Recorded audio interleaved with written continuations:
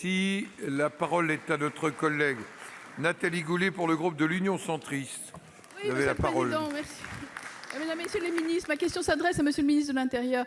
Elle est aux confins de deux sujets que nous avons déjà évoqués, le Brexit et le terrorisme, puisque le Brexit, avec ou sans accord, se traduira par un recul significatif de la coopération policière et judiciaire entre les pays de l'Union européenne et la Grande-Bretagne, et une fragilisation des acquis et des levées d'action que nous avions mises en place au cours de ces dernières années au service de notre sécurité. Une faille majeure dans la sécurité européenne, d'autant que le Royaume-Uni est l'un des pays le plus touchés par le terrorisme. Il est le deuxième pays occidental, après la France, par le phénomène des filières syriennes, qui revient évidemment au cœur de l'actualité. Le Royaume-Uni ne pourra plus utiliser le service d'information Schengen, qui permet notamment d'alerter sur les déplacements. Fini l'accès au PNR, au système européen d'information et d'autorisation concernant les voyages, les bases de données qui répertorient aussi les empreintes digitales de tous les demandeurs d'asile et des émigrés illégaux. De la même façon, il n'y aura plus de mandat européen pour le Royaume-Uni. Aussi, ma question est simple. Quelles dispositions avez-vous prévues pour endiguer les failles qui vont résulter immanquablement du Brexit ? Pour vous répondre, la parole est au secrétaire d'État à l'Intérieur, Monsieur Lunez. Merci Monsieur le Président, Mesdames et Messieurs les sénateurs, Madame la sénatrice Nathalie Goulet, je vous sais très au fait de ces questions.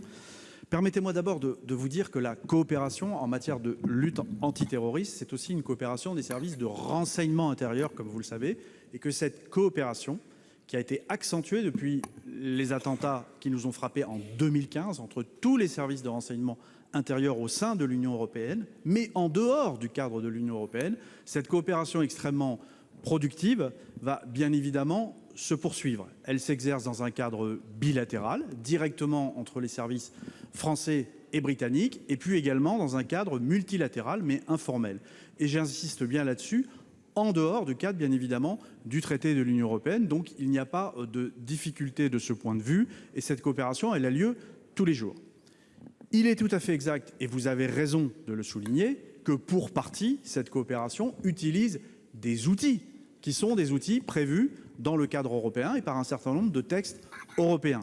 Vous avez cité notamment le PNR, vous avez cité le système d'information Schengen, sur lequel sont recensés un certain nombre d'individus recherchés, et notamment notre fichier des personnes recherchées, et que ces dispositifs obéissent effectivement à des dispositions européennes, et que le Brexit aura nécessairement une conséquence sur l'utilisation de ces outils. Mais la sortie sans accord ou avec accord ne dépend pas que de nous, bien évidemment, vous l'avez compris.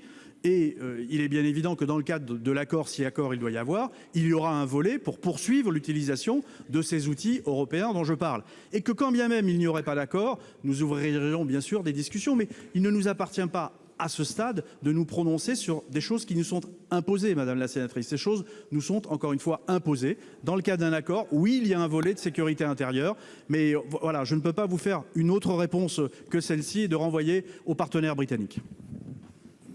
Madame Goulet.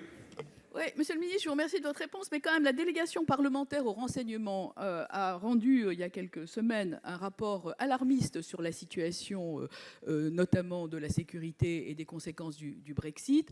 Je voudrais aussi dire que nous sommes très très souvent dans ces situations, dans l'ex-post. Je crois qu'il ne faudrait pas attendre le 31 octobre. Je sais très bien que les services continuent à travailler, mais je pense que là, il y a des mesures à prendre de façon extrêmement urgente. Il y a une évaluation des besoins.